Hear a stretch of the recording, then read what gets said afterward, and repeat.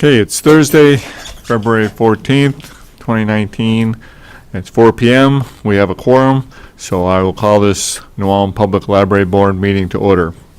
First item is the approval of the agenda, which everyone should have a packet of. So I will make a motion to approve the agenda as printed. Do I have a second? Second. I have a motion and a second. Any changes, Paulina? Are we good to go on this? We're good. Okay, so no changes. So all in favor of approving the agenda as presented, say aye. Aye. Any opposed? Okay, the second item on the agenda is the introduction of the new Youth Services Librarian and I guess the board members. So I don't know, Paulina, if you wanted to. Oh, sure. We're very excited to have Catherine Tatnall. She is our new youth services librarian, and we'll have her introduce herself a little bit and her background. Good afternoon. Thank you for having me here today. My name is Catherine Tatnall. I am from Ohio. I began working in a library about 14 years ago and started off just as a part-time person who planned and presented story time and programs for elementary school kids. And a few years after that, I became an assistant supervisor and started supervising the pages that worked in the library and assuming more responsibility and being the person in charge when the supervisors were not available. And at that time, I began to order children's AV materials, so movies and CDs, audiobooks. I also started working with a teen librarian, and she started teaching me how to order teen materials, and when she left, I took over those responsibilities from her. So I've got collection development experience. I also started doing registered story times, so presenting those story times during the daytime hours when I was available, and working with families specifically on early literacy skills. Just a couple years after I was an assistant supervisor, I was offered the position of a full-time supervisor and started supervising 2 full-time employees and a part-time employee. And at that point, I took over the programming for the teens, but continued to work with collection development, families, babies all the way up to high school. I implemented programs where we went and started doing book talks at the middle schools and the high schools, and just loved the job, absolutely loved the job. I started my work for my master's degree in library science in the fall of 2018, and one of our assignments was to do a job analysis. So we looked at websites that had jobs available for librarians and library personnel, and that is how I came across this position. My son moved to Eden Prairie with his fiance 2 years ago, and he's been bugging me ever since and tried to lure me with the idea that there was actually no wind chill in Minnesota. Which, I said, I work in a library and I know some things and certainly know Google, so I don't believe you, but I will check it out. So I did come across the job, and I probably waited until just 2 hours before it closed and said, why not? And so for my birthday this year, I gave myself the gift of moving to New Ulm after accepting the position. And despite the weather, I'm absolutely thrilled to be here. The weather's not been great, but everyone, to a fault, that I have met in the week and a half that I've been here have just been lovely. And I find this to be one of the most charming places I've ever been. So I'm really thrilled to have accepted the position and to be here. And I'm looking forward to working with the families. I've met quite a few in the last week, and the kids, and I'm just glad that I made the decision, and I'm really thrilled to be here. So thank you. All right, welcome. Thank you. All righty, now we'll move on then to the third item, the approval of the minutes from the January 10th, 2019 Library Board meeting, which are included in the packet. So I will make a motion to approve those minutes. Do I have a second? I'll second. I have a motion and a second. Any further discussion on those? Are there any corrections or edits in the minutes that anyone noticed? All right, hearing none, then all in favor of approving the minutes from the last month's meeting, say aye. Aye. Any opposed? Okay, motion carried. So now we got a couple financial report and summaries. We're going to wrap up the 2018 with the December financial report and summary, and then we'll run right into the January 2019 financial report and summary. So, Paulina? Sure. On page 4, the 2018 summary financial report, we are 100% through 2018, and our budget is approximately 93.56% expended. Some last-minute bills that came through and went through January and December included expenditures for monitors for the new Chromebox security locks. We also did some spending for the memory lab, including a flatbed scanner and memory lab equipment. And the library received the $5,000 in memory lab network grant monies in late fall 2018. So all those expenses that you indicated for the memory lab came out of that grant monies, or? Yes, yeah. So the flatbed scanner and the lab equipment did. Also, the carryover into the library's general fund may be around $71,000 this year. I spoke with the finance director last week. She mentioned there might be some adjustments that are needed, but it could be a little bit higher. And I'll let you know what that final number will be. So that will be handy. And Any then questions on the 2018? All right, then I suppose we can roll right into okay. 2019 then. Sounds good. So 2019 starts on page 12. We are 10.11% through 2019, and our budget is approximately 5.75% expended. Computer supplies and equipment expenditures included Chromebox computers. So we bought 6 at the end of 2018 and the other 6 in early January. Console and licensing for those computers. Monitors, Ethernet. So those totals are a little bit over 4,000. Subscriptions and memberships included bills for the Star Tribune and movie licensing this past month as well. And the movie licensing is will be reimbursed to us from the New Ulm Film Society. Oh. So the computer supplies and equipment expenditures, so looking down at so that goes against the computer supplies and equipment Yes. line, that 55% expended already. So I'm assuming that some of those things are one-time charges that we won't be Yes, seeing. yes, they are. Like the monitors and the licensing. Okay. So theoretically, will the 55% go way over 100% or not? More than likely, no, unless we need additional equipment, and we do have a couple staff computers we'll be replacing this year, but that's in a 3-year rotation. So more than likely, no. Paulina, could you explain the library board funds and how those funds are used?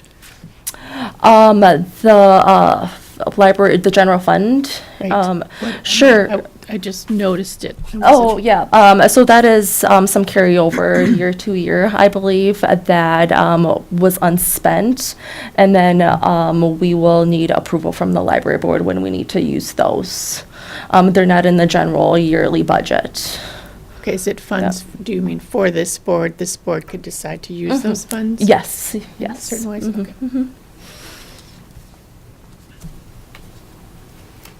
Okay, any other questions then regarding the finances? All right, so then we'll jump into the librarian's report. We'll start off with the library department activities report and statistics. Paulina? Sure.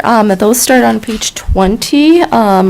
A couple of things to mention. Our youth services aide, Carla Feld, was recognized for 20 years of service at the library at an employee recognition presentation at City Hall on January 30th.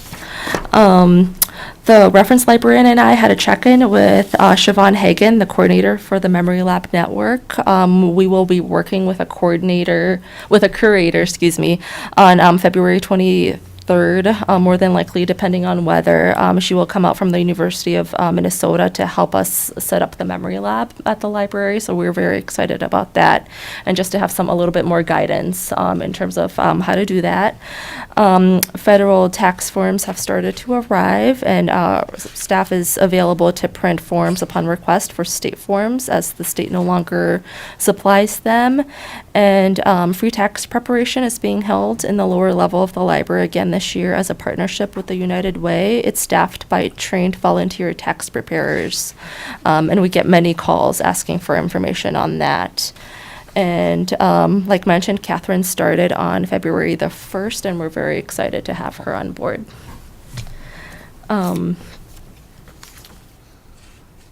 That's it for me, unless anyone has any questions.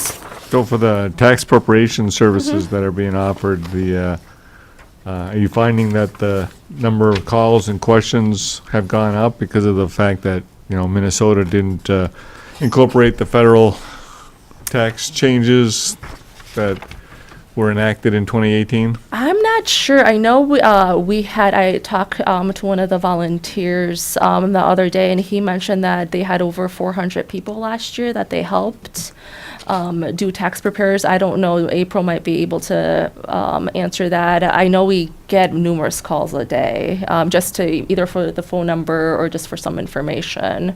The volume doesn't seem to be any more than last year. It usually starts out really strong because people are excited to get in and use the service, and then it evens out a little bit as we go through the next 2 months. To me, it doesn't seem like it's any more than normal. We have started taking account that we'll be able to reflect in next month's reference stats that shows how many calls we have taken at the Okay. service desk for I that. just have a feeling you're going to find there's going to be more because of the complexities of the Minnesota state tax being different than the federal. That could very well be. And then the fact that when they had the shutdown, the IRS has indicated that, they're behind on getting the refunds issued and stuff, so. All right, any other questions regarding the department activities report and statistics? Anything in the statistics that jump out then that? Not particularly. I did think that we had our physical circulation jumped a little bit significantly over 2018. It's at 12,176 compared to 9,600 back in 2018. And wireless stats seem, it's the first month of the year, but those went up about 500 usage. So that's people just logged into our wireless network. So that's kind of interesting. And then I will have more information next month after I complete the Minnesota annual library report. But we did both physical and electronic circulation was about 157,000 last year. So I think I'm not sure if that was a little bit over than the year before or not, but we can kind of take a look at that next time. All right. So then why don't we go into the update on the library cards for students? Sure, yeah. So on January the 12th, library cards for the New Ulm middle school students were delivered as part of the school library card project. So about 700 students will have access to public library materials at the middle school in partnership with us and the Traverse to Sioux Library Cooperative. Many thanks to the staff who worked diligently to get those cards out. Due to the weather, our first delivery didn't occur, but we have had two since then. The school was either closed or the kids weren't in school, so we couldn't get into the building. But on January 24th, I met with the TDS library administrator and the media specialist teacher to deliver them. And then we've been working on training her a little bit in terms of how to check those out on her end. And we're still kind of working out some kinks that have arisen, but I think that should be an interesting partnership. We haven't really delivered, I'm assuming probably less than like 15. We're gonna probably set a weekly schedule for dropping books off on Thursdays and probably picking them up on Thursdays as well. So then, did you get all the cards to the media specialist and they hand them out then, or do Yes, you they do do. them? Okay. Yeah, as she does all that. Okay. Yes. So if I understood that right, you're not delivering books down to the school then daily or anything like that? No, we're not. It's gonna be a No. once a week, Yeah, deal? once a week deal, and then Okay. yeah. And as that goes along, we'll see what the volume will be and how that works. So it's still a learning But then the process. students, though, they're free to come to the library and Yeah, so check they can stuff out still, too, yeah, right? they can still use that card, So- yeah, which is great. Okay. Yeah. And if they're, if they wanted their item on Monday, they could come pick it up. Right, Right, that's what I was- yeah, it'll be okay. in the library. Now, do they have the same reserving privileges like regular, so they can reserve a book and then from the outside if it's not Yes, at they New do. Ulm? Mhm. Okay, and then Yeah. they get notified that it's in and, Yeah. Once it gets to the middle school, they get notified. okay. All right, we'll move on to the building update then. Okay. Elwood was not able to be here today, the building official. He says they have received ideals back, but have not formulated any ideas on the skylight just yet. Hopefully, I did not follow up to see whether or not he'll be able to make it to next month's meeting, but I will keep you all posted. New Ulm Glass completed the broken glass in the front of the library. And there was some discussion about we might eventually be interested in maybe there's rock right along that edge, maybe replacing it with wood chips or something, just because it was a smaller window, so just so more rocks aren't thrown, walking by towards some of the bigger windows. So that was just a discussion I had with maintenance. But that is obviously a project for later this year. May I ask you a question? Do you have any idea how the window was broken? We're assuming that there's rocks along that whole, like a little path, so we're assuming it could have just been hit. Either someone Lawnmower walking or or- lawnmower, yeah, Okay. something like that, because it wasn't too significant, but obviously there was some kind of impact. I saw it, that's what I looked like, that's what it looked like also. So, okay. And then we've been having a little bit of issues with one of the units servicing the children's area, and we received, we spoke with the GOG. So Jay has been, one of our maintenance fellows has been just kicking them on because the temperature goes down a little bit too often. They just shut down, but we're able to kickstart them again. So we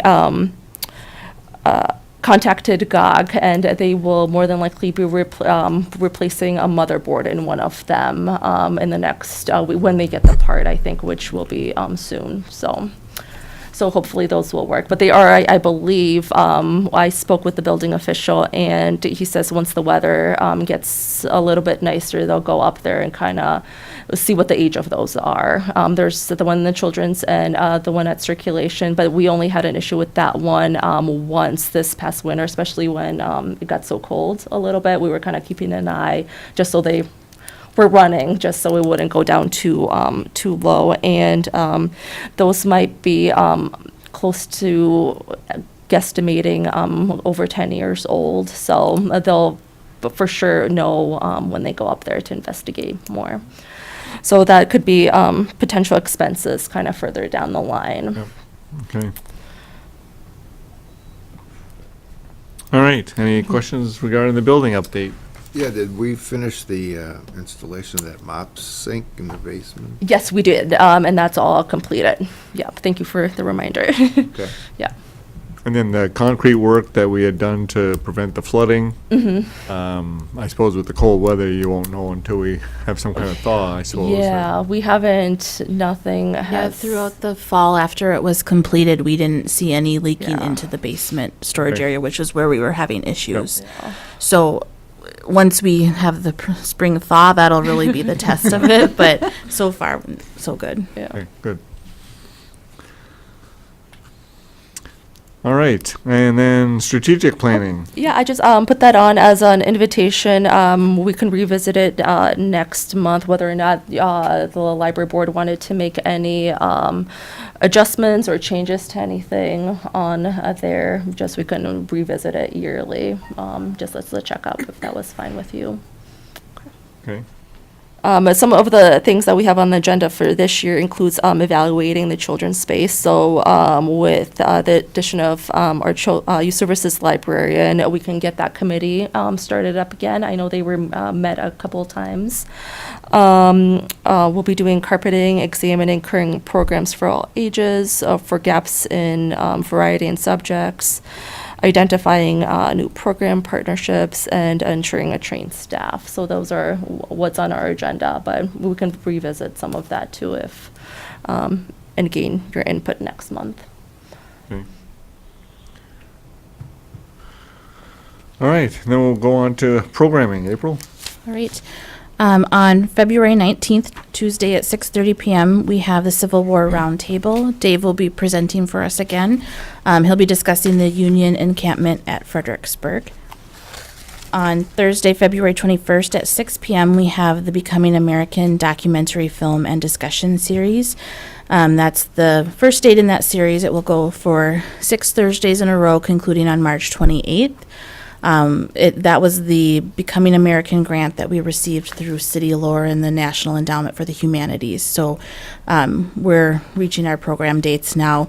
The Grand Center for Arts and Culture has partnered with us, as well as the Brown County Historical Society, and through March 27th, they have a Green Card Voices exhibit up displaying videos and images and descriptions of young immigrants at a St. Paul high school who came to this country and are learning English as a second language. So they discuss their experiences of moving to the United States, the challenges that they faced back home, and kind of how they're finding their settlement in the United States to be going. So that was a really great partnership for us to be able to have that exhibit going. And then when we start the programs on Thursday, the 21st, we'll work through a series of documentaries and discuss them with our moderator, Dan Hoisington. So we invite everyone to join us for those. On What time are they? 6 p.m. 6. Okay. On Tuesday, February 26th at 6:30 p.m., we have Planning Your Garden Plot. Emily Corbel from the New Ulm Community Garden will be joining us, and she'll be discussing plotting your garden, seed catalogs, and kind of some of the information you need to get started with gardening if you're not familiar with it. And then she'll also talk about how to get involved with the community garden for those who are interested. On Tuesday, March 12th at 6 p.m., the New Ulm Film Society will continue their Coming of Age series. And then we had postponed 2 recent programs due to weather, which have both been rescheduled.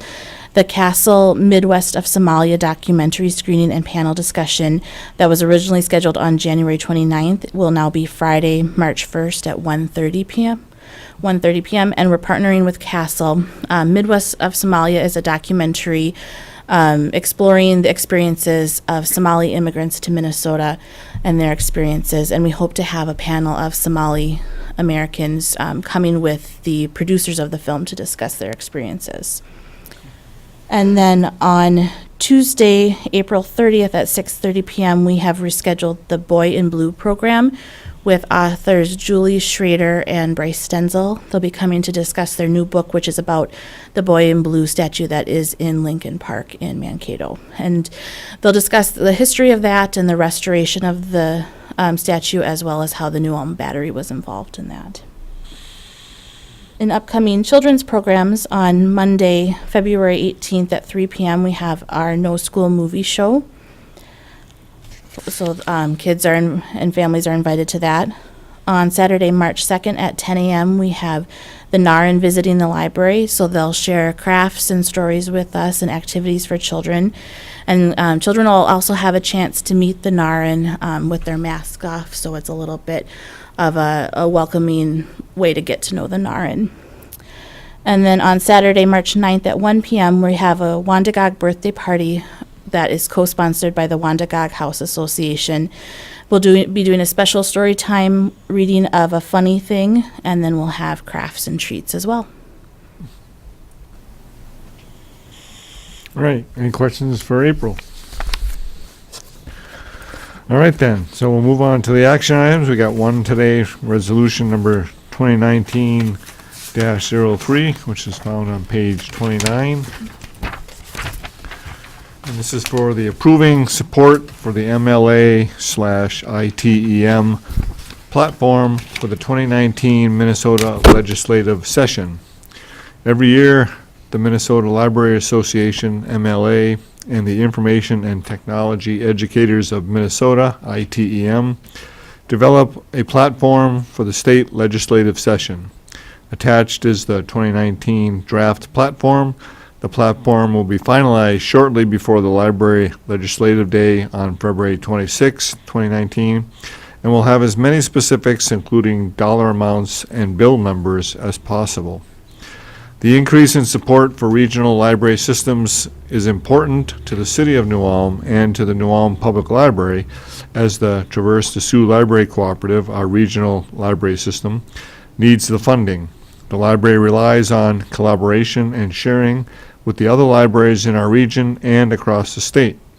The Traverse des Sioux Library Cooperative uses these funds to help pay for our automation system, delivery, cataloging, high-speed internet connection and equipment, and technical support and training. The only other way our regional library system can cover inflationary cost increases is by raising our member fees or by stopping or reducing services. TDS Executive Director Ann Hokinson has encouraged governing boards throughout the region to publicly support the platform. She intends to share the list of endorsements with legislators on Library Legislative Day. So on the next page is the platform, the draft of the platform as of February 5th. I'll read through this really quickly. Minnesota's library systems work together as the infrastructure that supports public, school, academic, and special libraries, as these libraries serve the information needs of their users. The Minnesota Library Association and the Information and Technology Educators of Minnesota support state funding for the following programs to sustain and expand library services in Minnesota. Increase basic funding for regional library systems. They increase funding from $13.57 million to $17.57 million annually, with a corresponding formula change to provide stable funding for all regional public library systems across the state. And there's also the multi-county, multi-type library system support, and they're asking for increased funding from $1.3 million to $2 million annually to support communication, resource sharing, staff development, and collaborative programming connecting all types of Minnesota libraries.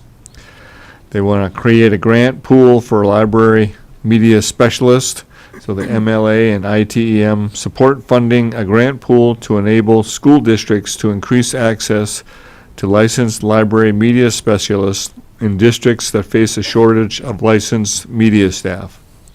They also want the inclusion of library funding in legacy appropriations at $2.5 million per year in House and Senate bills to maintain the same level as in previous biennial projects, and the annual funding for broadband for public libraries, RLTA, at $2.3 million per year.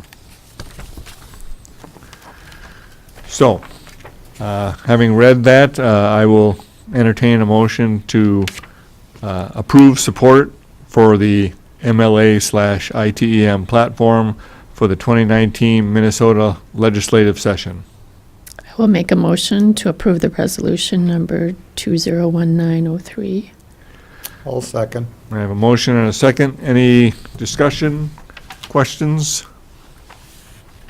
Is this, the increase that is being asked for, is it a greater increase from last year to this year than it was from 2017 and 2018? The numbers in this document, or? Yeah, I understood the chair to have read it's going from 13 million something to 17 million something, what they're requesting, an addition of 4 million. I'm not sure what that is as a percentage, but was the percentage from 2017 to 2018 similar, and was it granted? I don't remember what those figures were, but it was not granted. It was voted down. And Representative Gary Dames is authoring the bill. We did find that out a couple days ago. But I know it was voted down. I'm not exact. I can get back to you on those figures. If you have an opportunity to do that, that would be Sure. useful information on. Yeah, that was gonna be my question also is, are you expecting this to pass or not? I'm not sure. That's a good question. Yeah. It has been several years since the state has passed Passed it, an yeah. increase in funding In for other words, this. it's Yeah. been staying the same for a number of years? At least 10, I And they would- believe. Yeah. So Yeah. it could be why the jump seems to be so big, Mm-hmm. because rather than do it incrementally year over year, now it's just compiled. Yeah.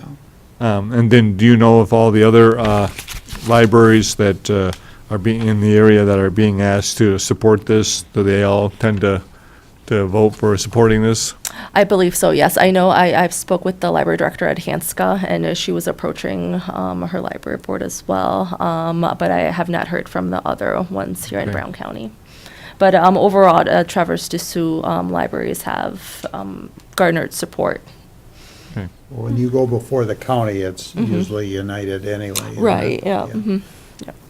And I don't recall from last year what we did, but indicated that Ann Hokinson intends to share this list of endorsements with the legislatures on Library Legislative Day. Do they also ask if any representatives from the other governing boards and stuff want to attend that, strength in numbers kind of thing? Or? Yes, yeah. If you're interested in attending, I know Ann Hokinson has sent out emails in support. I can share that information with you as well. It's on February 26th, which I believe is a Tuesday. And I know she's been requesting meetings with the local representatives too.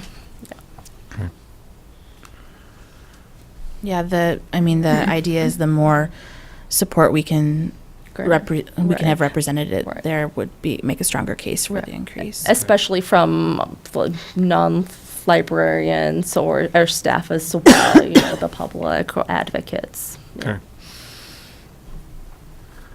All right, any other questions? All right, so then I have a motion and a second to approve the support for the MLA ITEM platform for the 2019 Minnesota legislative session. So all in favor, say aye. Aye. Any opposed? Motion carried.